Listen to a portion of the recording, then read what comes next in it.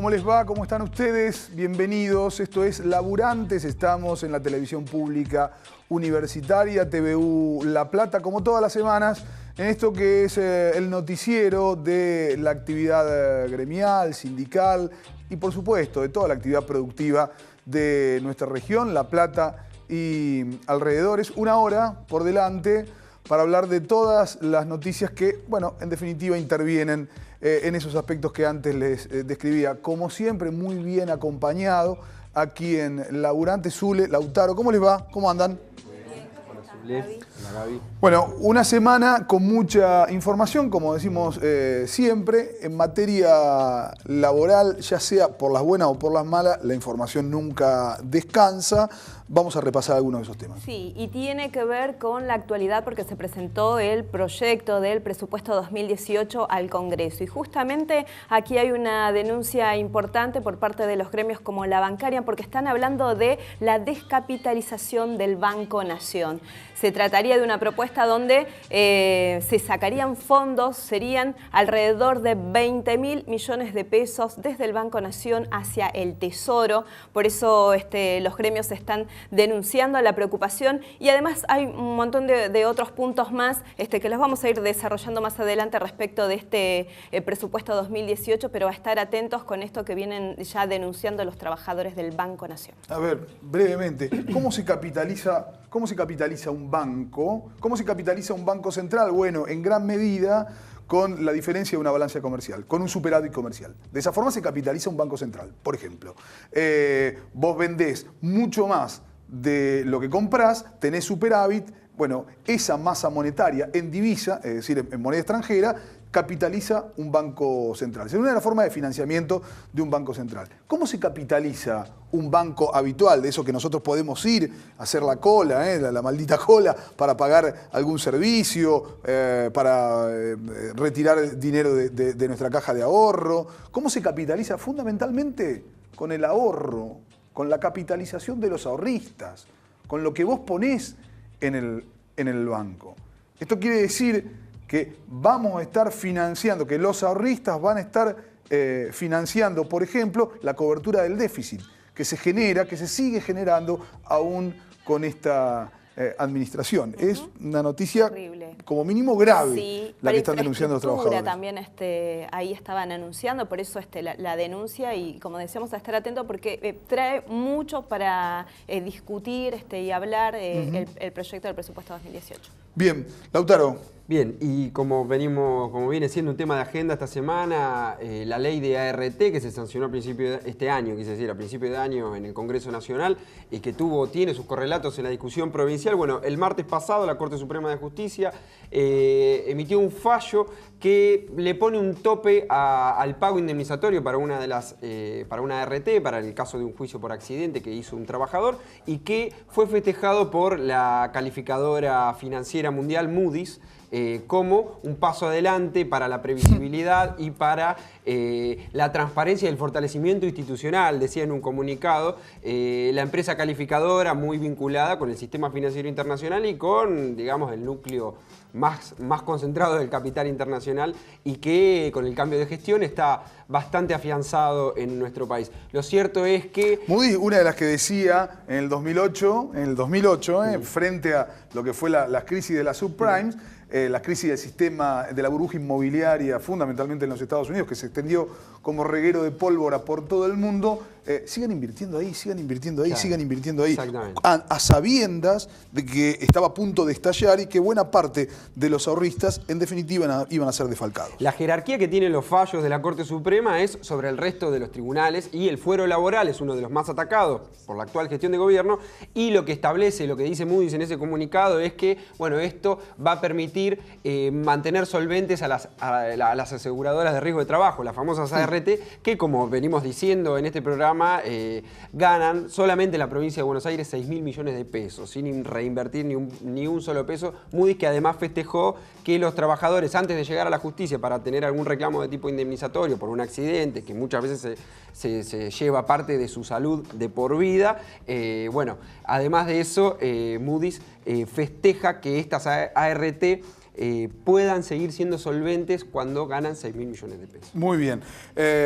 Otro tema, Zule, finalmente hubo un acuerdo con los judiciales en la provincia de Buenos Aires. Exactamente, de eso vamos a hablar. Una lucha ganada, podemos decir, después de mucho discutir. Esto fue en una asamblea del viernes pasado. Los trabajadores judiciales de la provincia de Buenos Aires aceptaron el incremento salarial del 21,5%, con un retroactivo del 2,5% especial hasta diciembre. Digo, con mucha discusión, pone fin a tantas movilizaciones, reclamos, hablamos acá también de días de paro, por eso decimos una lucha ganada a esta altura del año, ¿no?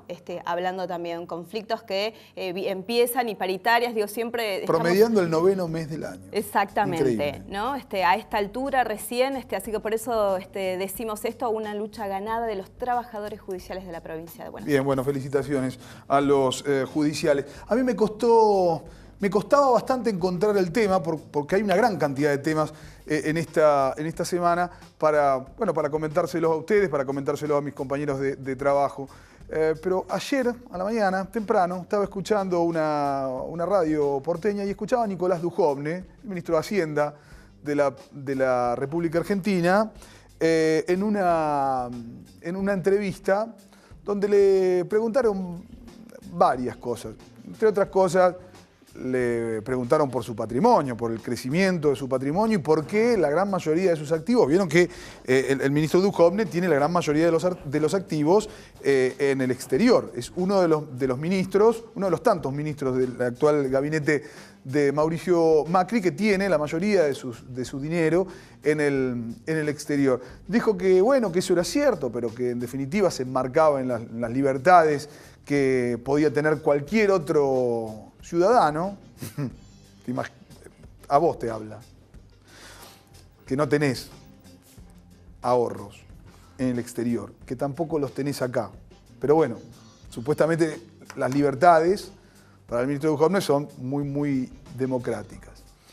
Decía que, en definitiva, adscribía eso, a las libertades que puede tener cualquier ciudadano en tener su patrimonio allí donde quisiera, pero hacía una referencia a que la gran mayoría de su patrimonio lo tienen activos de empresas argentinas que cotizan en bolsa a nivel internacional y que fundamentalmente lo tiene en bonos de deuda porque cree en el país. Lo tiene en bonos de deuda porque cree en el país. Nicolás Dujovne, el ministro de Hacienda, uno de los responsables, otrora por la cantinela permanente en algunos micrófonos del periodismo hegemónico y actualmente por responsabilidad política del endeudamiento feroz al que están sometiendo a la Argentina, a la presente y también a la del futuro. Entre otras cosas, allí le preguntaron a Nicolás Dujovne por cuál iba a ser los efectos de una reforma laboral en la República Argentina. Trazó asimetrías con Brasil, dijo que no iba a ser similar, dijo que fundamentalmente iban a hacer hincapié no en bajar salarios, sino en bajar costos salariales, entendiendo esto las cargas patronales. Y le preguntaron por el alto nivel de economía informal y de patrones que no acuden a pagar los aportes como debiesen hacer. Dijo que seguramente eso se iba a atender en la futura reforma laboral con un perdón, con una condonación de esa deuda, que de esa deuda finalmente se iba a hacer cargo el Estado. No les gusta, sé que a veces es inconveniente, en términos históricos, de la gravedad histórica de la dictadura, comparar algunas acciones de este gobierno con lo que ocurrieron en la noche más trágica de nuestra historia. Hoy por hoy podemos gritar, ¿dónde está Santiago Maldonado? En 1976 eran muy pocos los que se atrevían a hacer de eso un dominio público. Ahora, a veces hacen esfuerzos increíbles para parecerse. Otra vez, estatización de deuda privada en la República Argentina.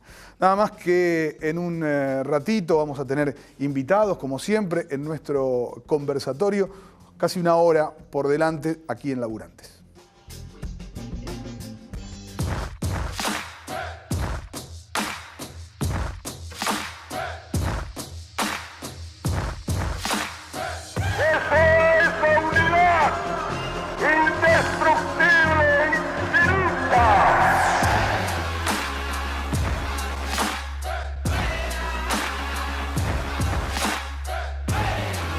Gobernar es crear trabajo. El trabajo es el medio indispensable para satisfacer las necesidades espirituales y materiales del individuo. Derecho de los trabajadores al bienestar, derecho a una retribución justa, derecho a la protección de su familia, derecho a la seguridad social, a la prosperidad general. Y hay que el derecho de trabajar debe ser protegido por la sociedad. Gobernar es crear trabajo. Muy bien, continuamos. Mucha más noticias, mucha más información. Lautaro, lo tratábamos la semana pasada, lamentablemente, un incendio que afectó a la sede de la Asociación de Trabajadores de la Universidad de La Plata. Exactamente, estuvimos el jueves pasado con Luca, el camarógrafo acá del canal y gran trabajador del detrás de escena de este programa. Allí atrás.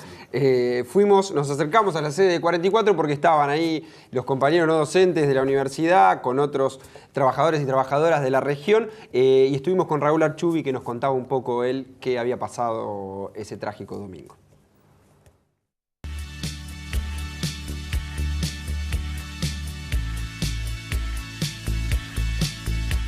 Bueno, el domingo de la noche hubo un incendio que provocó el mal funcionamiento de un dispenser de agua que estaba acá en el salón de usos múltiples. Alrededor de ese dispenser estaban las sillas que normalmente se usan para la tecnicatura y para el comedor, todas sillas de plástico. Se prendieron fuego las sillas y eso provocó un incendio en la primera parte del salón. Si bien el incendio quedó circuito ahí porque los bomberos llegaron rápido y pudieron apagarlo, el plástico desparramó mucho hollín por todo el resto de las instalaciones, así que bueno, tiznó de negro toda la planta baja y parte de la planta alta. Desde ese momento, bueno, desde el día lunes empezamos a ver de qué forma podíamos ir recuperando todo esto. Gracias a Dios vinieron muchísimos compañeros, el lunes había más de 60 compañeros que vinieron solos a dar una mano, a limpiar, a colaborar. Hoy es miércoles, ya empezamos con la parte de pintura acá de este hall central. Nos va a llevar unos cuantos días porque hay que reponer todo el cielo raso del salón, instalación eléctrica, luminarias todas nuevas. Calculo que nos llevará alrededor de 2 semanas para poner en funcionamiento nuevamente el salón para que pueda funcionar nuevamente el comedor y el dictado de la licenciatura y la tecnicatura. Esperemos que en 3 semanas pueda en funcionamiento, porque la verdad nosotros, el comedor le da vida a este gremio todos los días y los compañeros de la licenciatura y tecnicatura que se cursa de lunes a jueves también. Este salón se usa todos los días desde las 8 de la mañana hasta las 10 de la noche, así que verlo hoy así como está, la verdad nos da un poco de pena, pero nos reconforta un poco la solidaridad de todos los afiliados que se han acercado para darnos una mano. Ustedes habrán recorrido las instalaciones, ver un montón de compañeros y compañeras que están haciendo distintas tareas para tratar de recuperar el funcionamiento de la sede de forma normal.